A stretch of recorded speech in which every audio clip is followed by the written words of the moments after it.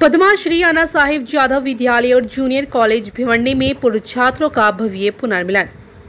भिवंडी दिनांक 15 अप्रैल 2025 रविवार दिनांक 1995 को पद्माश्री अन्ना साहिब जाधव विद्यालय और जूनियर कॉलेज भिवंडी में 1995 कक्षा 10वीं के पूर्व छात्रों का एक भव्य पुनर्मिलन आयोजित किया गया।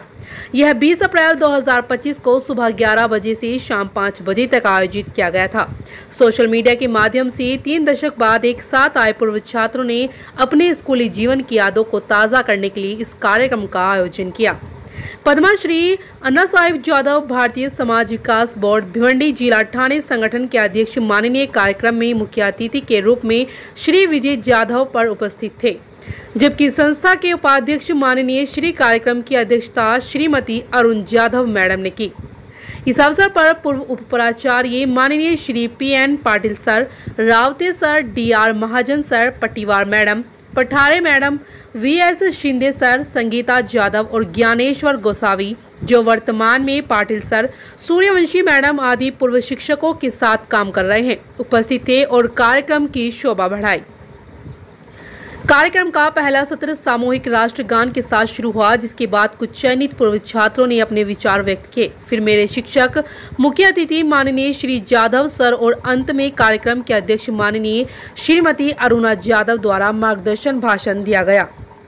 कार्यक्रम में उपस्थित सभी गणमान्य व्यक्तियों को गुलदस्ते, शॉल, माला और उपहार देकर सम्मानित किया गया तथा कार्यक्रम का पहला सत्र दोपहर के भोजन के बाद संपन्न हुआ।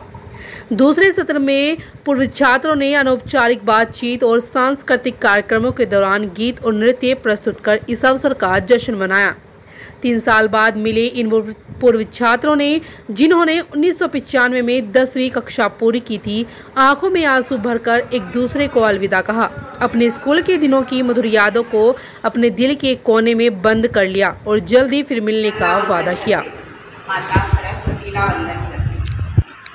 आपल्या संस्थेचे अध्यक्ष जाधव सर आणि माझे सर्व सहकारी आणि माझा मित्र आणि मैत्रिणी, तुम्ही दुपारची बॅच आहात आणि मला 95 साली ओळखत होता, पण त्याच्यानंतर माझी बदली झाली, पण बहुतेक विद्यार्थी मला ओळखतात।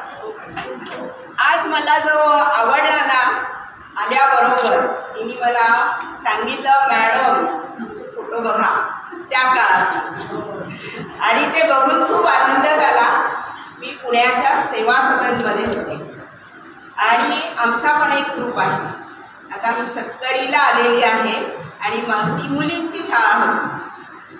आमचा ग्रुप आहे व्हॉट्सअपवर आणि आता सगळ्या 70च्या आहेत, पण मागच्या आठवड्यात 4-5 जणी अशा भेटल्या की त्या आमच्या ग्रुपमध्ये नव्हत्या।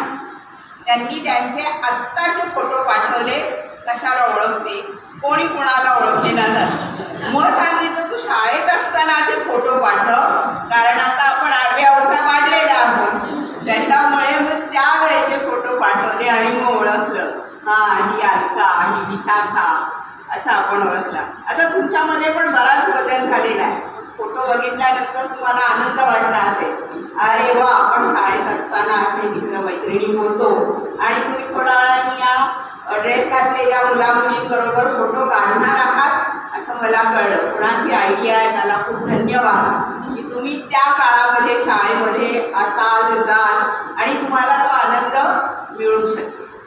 मुलांनो, आमच्याकडे असे गेट टुगेदरचे 10वी पास आउट झालेल्या मुलांचे यावर्षी बरेच कार्यक्रम झाले आणि असे जुने विद्यार्थी आम्हाला भेटले की आम्हाला खूप आनंद होतो। मुलांना शाळा आठवते, मुलं शाळेत आपल्याला भेटायला येतात आणि हीच आमची संपत्ती आहे। अरे कुठेही जा तुम्ही, भारतात जा की बाहेर, भारताच्या बाहेर जा, आपण कुठेही गेलो ना तरी कुठून तरी आवाज येतो, मॅडम मी आहे इथे। एवढं म्हटलं ना की आमचं ऊर भरून येतं। कालचीच गोष्ट सांगते, माझा नातू आणि सून कपडे आणायला गेले, ते कपड्याचा दुकानदार काय बरं होतचंदानी त्याचा आडनाव, तो म्हणतो होतचंदानी आपल्यावर, कामतकरला मला वाटतं त्याचं दुकान आहे कपड्याचं. तर तो माझ्या नातवाला सांगत होता तुझी आजी मला शिकवायला. आणि त्यांनी मला आल्याबरोबर सांगितलं आजी किती फेमस आहेस ग. तो दुकान होता पण मला म्हणतो की तुझी आजी मला शिकवायला होती. गमतीचा भाग जरी सोडून दिला आपण तरी सुद्धा मुलं आपली आठवणीने आठवण काढतात. त्यामुळं आम्हाला खूप आनंद होतो. आणि असे 60-70 मुलं एकत्र आली तर आणखी आनंद होतो. आता याच्यामध्ये मी मगाशी ऐकलं की एक मुलगा IITचे प्रोजेक्ट घेतो, एक इंटरनॅशनल कंपनीमध्ये आहे. म्हणजे वेगवेगळ्या हुद्द्यावर मुलं आहेत. पण तुम्ही जरी मोठ्या हुद्द्यावर असलात तरी सुद्धा तुमचा उपयोग आमच्या शाळेतल्या मुलांसाठी होणं खूप गरजेचं आहे. आमच्या म्हणजे आपल्या. जर या मुलांनी आपण कशामध्ये करिअर केलो आणि कसे पुढे गेलो हे जर आमच्या मुलांना येऊन एखाद्या वर्गाला सांगितलं तर नक्की फायदा होणार आहे.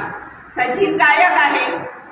गायकी चांगली होण्यासाठी मी काय प्रयत्न केले किंवा तो IIT मध्ये जाऊन काय त्याचे प्रोजेक्ट करतो. त्यांनी आमच्या मुलांना सांगितलं की मी कसा पुढे गेलो. तरी सुद्धा आपल्या मुलांना खूप फायदा होणार आहे.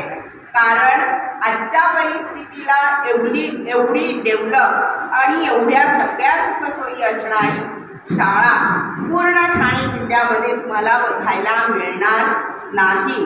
मागच्या वर्षीच आता सांगितलं यांनी गोसावी सरांनी की माझी शाळा आणि सुंदर शाळा जो मुख्यमंत्र्यांचा कार्यक्रम होता किंवा प्रोजेक्ट होता त्याच्यामध्ये आपल्या शाळेला पहिला नंबर मिळाला. आणि याच्यासाठी आम्ही सगळ्यांनीच आणि आमच्या शिक्षकांनी खूप मेहनत घेतली, जबरदस्त मेहनत घेतली. पण आम्ही एकदा मनात घेतलं की ते करून दाखवतो आणि ते आम्ही केलं आणि पहिला नंबर मिळवला. आपल्या शाळेमध्ये एक अशी प्रथा पण आहे की जो विद्यार्थी चांगला हुद्द्यावर असेल, चांगला कुठे ऑफिसर वगैरे काही असू दे असेल तर आम्ही त्याला मुलांसमोर आदर्श म्हणून पाहुणा म्हणून गॅदरिंगच्या वेळेस बोलवतो. त्यावेळेस तुम्ही या मुलांची नावं नक्की लक्षात ठेवा की आपल्याला या मुलांचंच मार्गदर्शन आपल्या मुलांना तर मिळेल पण आम्हाला पण तुम्ही कसे पुढे गेलात हे समजणार आहे.